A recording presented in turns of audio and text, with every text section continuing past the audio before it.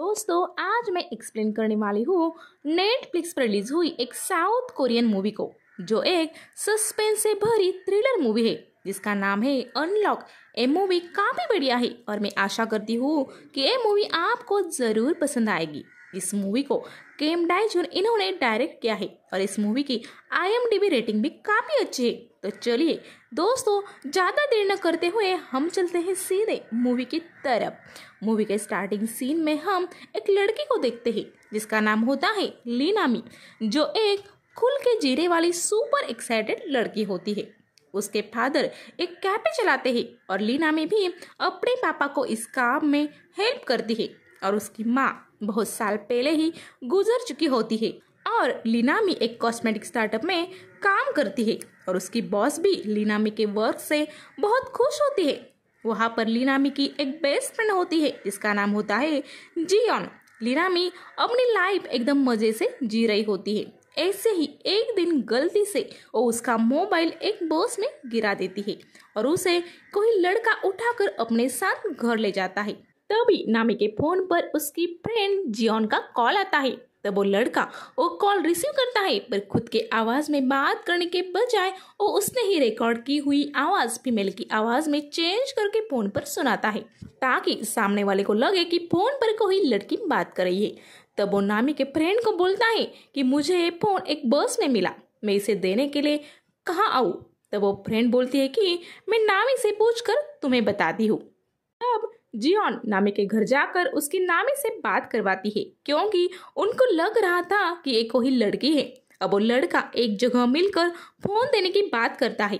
उसके बाद वो लड़का नामी के फोन पर आ रहे नोटिफिकेशन से नामी के बारे में पता लगाने लगता है। उसके फ्रेंड्स की मैसेजेस के नोटिफिकेशन देखकर वो नामी के इंटरेस्ट के बारे में जानने लगता है और बाकी की इंफॉर्मेशन सोशल मीडिया से जान लेता है, क्योंकि आजकल तो हर कोई अपनी पल पल की खबर सोशल मीडिया पर डालता है। इस तरह वो नामी के बारे में बहुत सारी जानकारी निकाल लेता है जिसे वो आगे अपने तरह से यूज करने वाला होता है। अब वो फोन को अनलॉक करने की कोशिश करता है पर ये हो नहीं पाता। तब वो गुस्से से मोबाइल का स्क्रीन तोड़ देता है। अब ये पूरा सीन और कहानी शिफ्ट होती है और हम अगला सीन एक माउंटेन का देखते हैं जहाँ पर ज्यादा बारिश होने की वजह से एक डेड बॉडी जमीन के ऊपर आ जाती है और उसी का इन्वेस्टिगेशन करने के लिए ढेर सारे पुलिस वाले वहाँ आते हैं और वहाँ पर दो पुलिस वाले जिनका नाम होता है जिमोन और उसका असिस्टेंट केम जोंगो, ये दोनों कहानी में जरूरी पात्र हैं।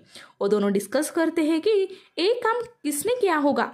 तब उन दोनों का शक एक ही इंसान पर जाता है जो और कोई नहीं बल्कि जिमोन का ही बेटा होता है, क्योंकि जहाँ बॉडी मिली थी वह जिमोन ने अपने बेटे के साथ एक ट्री लगाया था और उसके बेटे का यूज करने वाला प्लांट फूड के प्रोडक्ट्स बॉडी के आसपास मिले थे, जैसे वो खुद ही सब कुछ मार कर रहा हो। तब जिमोन बोलता है कि जब 7 साल पहले उसके बेटे ने घर छोड़ा था तब वो ऐसे नहीं था और वो स्टूपिड था, पर उसमें किसी को जान से मारने की हिम्मत बिल्कुल नहीं थी। तब गेम बोलता है शायद वो बुरे लोगों के साथ रह रहा होगा और ये सब उन्हीं लोगों ने किया होगा। तब जिमोन सोच में पड़ जाता है। तभी गेम उसे बोलता है कि उसका उसकी माँ के साथ कांटेक्ट तो होगा। तब जिमोन बोलता है वो लड़का अपनी माँ को बीमारी की हालत में छोड़कर जा सकता है, वो क्या अपनी माँ से कांटेक्ट रखेगा। तब गेम बोलता है फिर भी हम इन्वेस्टिगेशन करेंगे। अब दोस्तों, आपको कहानी अब 2 हिस्सों में बट गई है ऐसा लग रहा होगा, तो हम इस कहानी को जोड़कर आपको बता देते हैं। तो सुनिए, जिस लड़के ने बस में से लीनामी का फोन उठाया था वो जिमोन का ही बेटा है और उसने 7 साल पहले ही अपना घर छोड़ दिया था क्योंकि उसकी उसके फादर से इतनी बनती नहीं थी। अब हम लीनामी को देखते हैं जो अपने फादर के कैफे में जाती है। वहां पर उसके फादर उसे एक स्पेशल ड्रिंक बनाकर पीने के लिए देते हैं जिससे नामी की दिन भर की थकान दूर हो, और ये ड्रिंक वो सेल नहीं करते थे। तभी नामी को जिमोन का बेटा जुनोंग का कॉल आता है और वो फीमेल वॉइस में नामी को बोलता है कि मोबाइल हाथ से गिरने की वजह से स्क्रीन टूट गई है और मैंने उसे शॉप में रिपेयर करने के लिए दे दिया है। और बिल भी पे किया है और वो शॉप का एड्रेस नामी को देकर वहां से फोन कलेक्ट करने के लिए बोलता है और नामी वहां जाकर अपना फोन कलेक्ट करती है। पर ये बात इन सब पर रुकने वाली नहीं थी, क्योंकि जिनोंग ने नामी के मोबाइल में स्पाई कैमरा डाल दिया था और उसके फोन को एक और फोन के अंदर क्लोन कर दिया था, जिस वजह से नामी के पल पल की खबर जिनोंग को मिलने वाली थी। अब नामी फोन लेकर घर जाती है और इधर जिनोंग उस पर नजर रखने लगता है, यानी कि वो दिन भर क्या करती है, किससे बातें करती है, ये सब। और शाम होते ही वो उसके कैफे में जाता है उस ड्रिंक को पीने के लिए जो नामी के फादर ने उसके लिए बनाई थी और उसे बताता है कि मैं यहाँ रेगुलर आता था, इसलिए मैंने वो ड्रिंक पी है और अब मुझे वो ही चाहिए। तब नामी उसे वो ड्रिंक बनाकर देती है और वो नामी से एकदम अननोन पर्सन जैसे मिल रहा था, पर असल में उसे नामी के बारे में सब कुछ पता था, पर नामी के लिए वो एकदम अजनबी था। अब नामी उसको और ड्रिंक बनाकर देती है, तभी उसके फादर आते हैं और वो नामी को बोलते हैं कि तुमने उस लड़के को और ड्रिंक क्यों दी, हम उससे सेल नहीं करते। तब नामी बोलती है कि वो बहुत पहले यहाँ रेगुलर आता था और यही ड्रिंक पीता था, इसलिए मैंने उसे और ड्रिंक दी। अगले सीन में हम देखते हैं कि नामी रात को अपने घर जाकर सो जाती है और वो अपने पापा के साथ नहीं रहती थी और इधर रात भर जिनोंग उसके मोबाइल पर नजर रख रहा था। दूसरी तरफ हम देखते हैं कि जिनोंग के फादर अपनी वाइफ के कमरे में जाते हैं, तब वो सो रही होती है। तब वो उसका मोबाइल चेक करते हैं और उन्हें पता चलता है कि जिनोंग और वो दोनों कांटेक्ट में है और हाल ही में उन दोनों में बात हुई है और वो उनको खाना और सामान भी भेजती थी। मोबाइल में जिमोन को एक एड्रेस भी मिलता है जो शायद जिनोंग का हो सकता है, पर वो हमेशा अपने एड्रेस चेंज करता रहता था। अब सुबह हो जाती है और हम नामी को उसके डे टू डे लाइफ में देखते हैं और इधर जिनोंग ने रात भर जाग कर नामी के बारे में डिटेल्स निकाल कर कुछ नोट्स बनाए थे और अब वो दिन भर नामी के ऊपर नजर रखने लगा था, जैसे कि वो कब सोती है, कब जागती है, वो दिन भर किससे ज्यादा बात करती है, उसके घर के लॉक का पासवर्ड क्या है, उसको क्या पसंद है क्या पसंद नहीं है, घर से कब निकलती है, कहाँ जाती है, ऑफिस में बॉस कौन है, फ्रेंड कौन है, ये सब बातें उसे पता चलती है। और उसने सीक्रेट इंस्टाग्राम अकाउंट भी बनाया होता है जहां पर से वो अपने बॉस की बुराइयां करती थी। अब जिनोंग नामी के सारे डिटेल्स निकाल कर उसकी फोटो अपने लैपटॉप पर लगाता है और नामी के पहले भी उसने एक लड़की की फोटो लगाई थी जिसका उसने शिकार किया होता है। ये सब देखकर हमें पता चलता है कि जिनोंग कोई नॉर्मल इंसान नहीं है, बल्कि वो एक साइको किलर है। अब हम नामी के ऑफिस का सीन देखते हैं जहां पर उसकी बॉस सिर्फ उसे ही सैलरी हाइक देती है और बाकी लोगों से ये बात सीक्रेट रखने के लिए बोलती है। दूसरे सीन में हम देखते हैं कि जिनोंग नामी के घर आकर छानबीन करता है और इधर जिनोंग के फादर मिले एड्रेस से जिनोंग के घर जाने निकलते हैं। तब केम उसे बोलता है कि जिनोंग हमेशा अपने एड्रेस बदलता है और कुछ दिन पहले ही उसने कुछ पैसों का फ्रॉड भी किया था और अब उसने अपना मोबाइल यूज करना भी छोड़ दिया है। अब जिनोंग मिले एड्रेस से जिनोंग के घर जाता है तब उसे वह उसने बनाए 9 लड़कियों के नोट्स मिलते हैं और उन्हें उस लड़की की फोटो भी मिलती है जिसकी बॉडी माउंटेन पर मिली थी और उन सब लड़कियों के डिटेल्स भी मिलते हैं और 9 नंबर पर नामी है ये भी उनको पता चलता है। तभी वह जिनोंग आ जाता है और उसे पता चलता है कि घर में जिनोंग है। तब जिनोंग उनका ध्यान भटका कर उन्हें घर के बाहर लाता है और खुद घर में घुसकर एक बैग लेकर भाग जाता है। इसमें बैग बहुत ही इम्पोर्टेंट चीज है क्योंकि उसमें ही सब लड़कियों के बनाए नोट्स होते हैं। अब जिनोंग नामी के कैफे पर पहुंच जाता है, वह नामी के फादर होते हैं और जिनोंग अपनी आइडेंटिटी चेंज करता है और उन्हें बोलता है कि मैं डिजिटल सिक्योरिटी एजेंट हूँ और नामी को कुछ सीरीज बेचनी है, उसे खरीदने के लिए मैं उससे मिलता हूँ और उसे मैच के टिकट्स भी देता हूँ। अब वो वही ड्रिंक मंगवाने वाला होता है पर उससे पहले ही नामी के फादर उसे वो ड्रिंक दे देते हैं। उसके बाद जब नामी और उसके फादर घर जा रहे होते हैं तब वो नामी को बोलते हैं कि उस लड़के से दूर रहो क्योंकि ड्रिंक सर्व करते वक्त मुझे उससे काफी नेगेटिव वाइब्स आ रही थी और वो इससे पहले कभी भी कैफे पर नहीं आया है क्योंकि मुझे मेरे रेगुलर कस्टमर्स हमेशा याद रहते हैं। पर नामी अपने फादर की इन सब बातों पे ज्यादा ध्यान नहीं देती, पर जिनोंग जो ये सब बातें सुन रहा होता है वो उनकी बातों को गौर से सुनता है। अगले सीन में हम जिनोंग को देखते हैं जो इस लड़की के माँ से मिलने जाता है जिसकी बॉडी उनको माउंटेन पर मिली थी और वही जुनोंग की लास्ट शिकार भी हुई थी। अब यहाँ पर हमें ये पता चलता है कि जुनोंग का लड़कियों का फंसाने का तरीका एकदम एक जैसा ही होता है। उनका मोबाइल लेना, उसका स्क्रीन तोड़कर स्पाई कैमरा लगवाना और उसके करीब जाना। साथ ही हमको ये भी पता चलता है कि जुनोंग जिस लड़कियों को मारता था और उसके मरने के बाद उसी के घर में रहता था और उसी के पैसों में जीता था, जैसे वो उनकी आइडेंटिटी ही चुरा लेता था। आगे हम देखते हैं कि जुनोंग नामी के मोबाइल से उसके फादर को मैसेज करके उनके मोबाइल में भी स्पाई कैमरा लगवा देता है और उनकी पल पल की खबर निकाल कर उनके ही घर में उनको बंदी बना लेता है। साथ ही वो नामी का भी नाम खराब करता है। उसके सीक्रेट आईडी से वो उसके बॉस के बारे में गलत बातें कमेंट्स करता है, कुछ सीक्रेट बातें बोलता है, वो भी नामी के नाम से, जिस वजह से नामी को जॉब से निकाल दिया जाता है। आगे हम देखते हैं कि माउंटेन पर जोर जोर से बारिश होती है, जिस वजह से वह दबनी हुई और डेड बॉडीज बाहर आ जाती है, जो कि टोटल 7 बॉडीज थी। अब ये सब देखकर सब लोग बहुत ज्यादा डर जाते हैं और जुनोंग भी अपने बेटे को जल्द से जल्द पकड़ने की तैयारी करता है। और एक बात मैं आपको बता दूं कि शुरुआत में जब नामी को कॉल आया था, वो आवाज शायद जुनोंग की लास्ट शिकार हुई लड़की की ही होगी। अब जॉब जाने की वजह से नामी की लाइफ एकदम डिस्टर्ब हो जाती है और नामी अपनी फ्रेंड के साथ साइबर क्राइम जाती है अपना रिपोर्ट लिखवाने के लिए। तब वहाँ का आदमी उसे बोलता है कि वो प्रूफ ला कर दे कि उसका फोन हैक हुआ था। उनकी बातें सुनकर वो और भी ज्यादा परेशान हो जाती है, क्योंकि उसके पास कुछ भी प्रूफ नहीं थे। अब उसके मोबाइल पे उसके पापा का मैसेज आता है और वो बोलते हैं कि आज मैं छुट्टी ले रहा हूँ, कैफे पर नहीं आऊंगा। अब ये मैसेज उसके पापा के मोबाइल से जुनोंग ने ही किया होता है।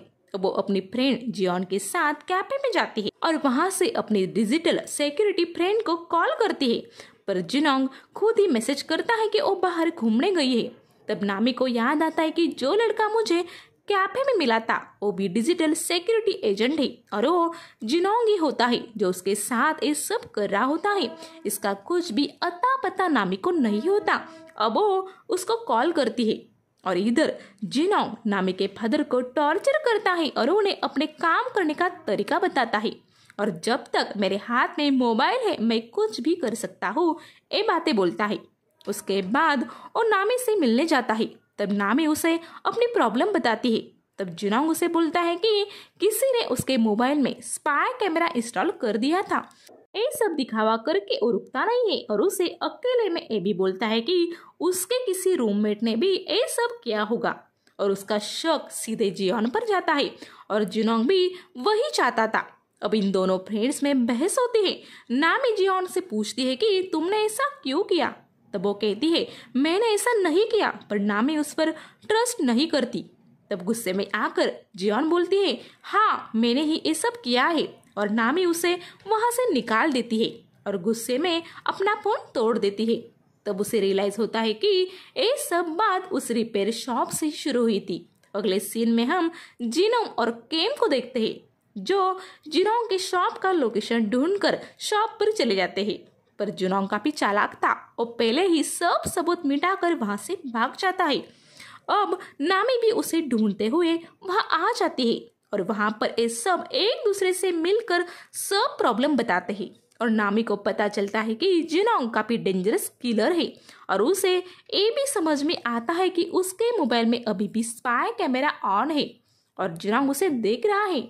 तब वो जिमोन के फोन से उस डिजिटल सिक्योरिटी एजेंसी में कॉल करके पता करती है कि जुनोंग सच में वहां काम करता है या नहीं, पर जवाब तो हमें पता है कि वो कहीं भी काम नहीं करता था। अब नामी के सामने सब कुछ साफ हो गया था। अब यहाँ पर एक ऐसी चीज है जो बहुत ही ज्यादा क्रिटिकल और भयानक है।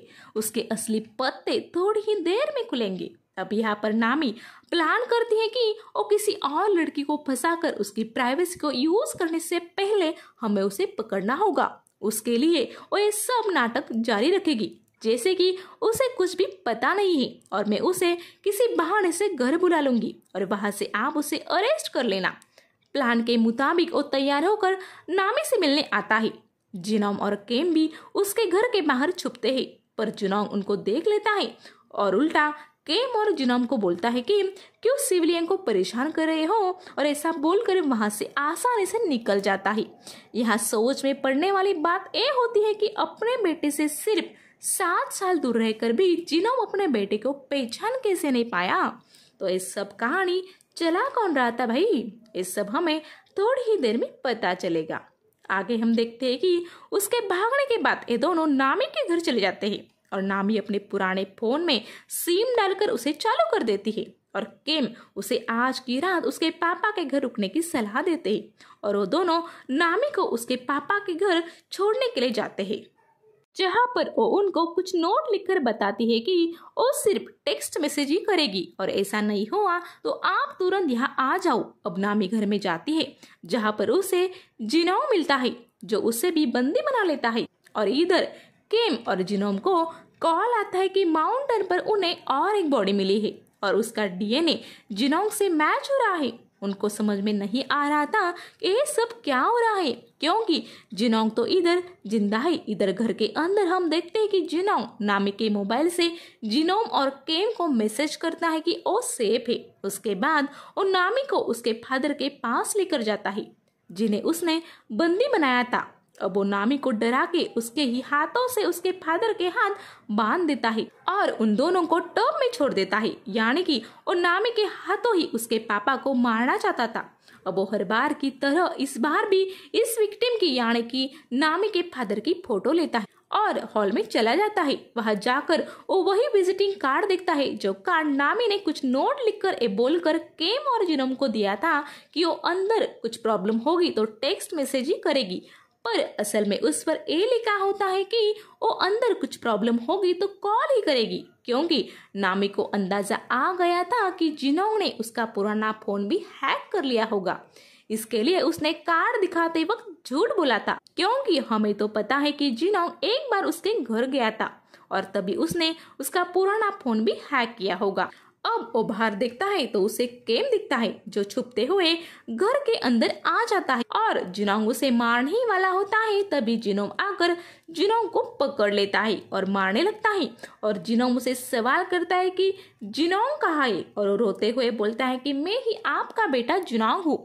इधर केम नामी और उसके फादर को बाहर टब से बचा लेता है। नामी तो बच जाती है पर उसके फादर होश में नहीं आ रहे थे और इधर जिमोन वो बैग ओपन करता है जिसमें सब नोट्स थे मरे हुए लोगों के। और दोस्तों यहाँ पर खुलते हैं इस मूवी के असली राज। उस बैग से उसे पता चलता है कि अब तक 8 नहीं बल्कि 9 लोगों को इस किलर ने शिकार बनाया है और सबसे पहले उसने जिनोम का असली बेटा जिनोंग को ही मारा है और उसी की आइडेंटिटी यूज करके उसने बाकी लोगों को मारा है। जिनोम का बेटा तो बुरा था ही नहीं, वो तो सिर्फ घर के थोड़े से मनमुटाव के कारण घर छोड़ के चला गया था और इस किलर का वो पहला शिकार बन गया था। उसके सारे नोट्स उस किलर ने बनाए हुए थे और असली जिनोंग की आइडेंटिटी यूज करके बाकी लोगों को उसने मारा और उस बेचारे को लोग किलर समझने लगे जो इस दुनिया में था ही नहीं। जिनोंग को उस किलर के मोबाइल में अपने बेटे की आखिरी टाइम की फोटो भी मिलती है जिसे देखकर वो बहुत ज्यादा दुखी होकर रोने लगता है। तभी नामी केम की गन लेकर वहां आ जाती है और असली किलर को शूट कर देती है और वो मर जाता है। इधर नामी के फादर भी बच गए थे और जिनोंग ने भी नामी के ऊपर से केस हटवा दिया था और असली किलर भी पकड़ा गया था और खत्म भी हो चुका था। आगे हम नामी, उसके फादर और उसके फ्रेंड को देखते हैं जो हंसी खुशी अपनी लाइफ जीने लगे थे, पर नामी के मन में हमेशा ये डर बना रहेगा कि वो फिर से किसी ऐसे ही सिचुएशन में न फंस जाए और इसी सीन पर एक बढ़िया मूवी खत्म हो जाती है। तो दोस्तों ये थी अनलॉक मूवी की कहानी जिससे हमें एक अच्छा सा संदेश भी मिला है कि सोशल मीडिया पर अपना डेटा संभाल के डालना चाहिए, क्योंकि ये ऑनलाइन का जमाना जितना आसान लगता है उतना है नहीं। तो चलिए उम्मीद करती हूँ कि आपको ये मूवी पसंद आई होगी तो चैनल सब्सक्राइब जरूर कर देना। अब वक्त हुआ है आपसे विदा लेने का। Good bye.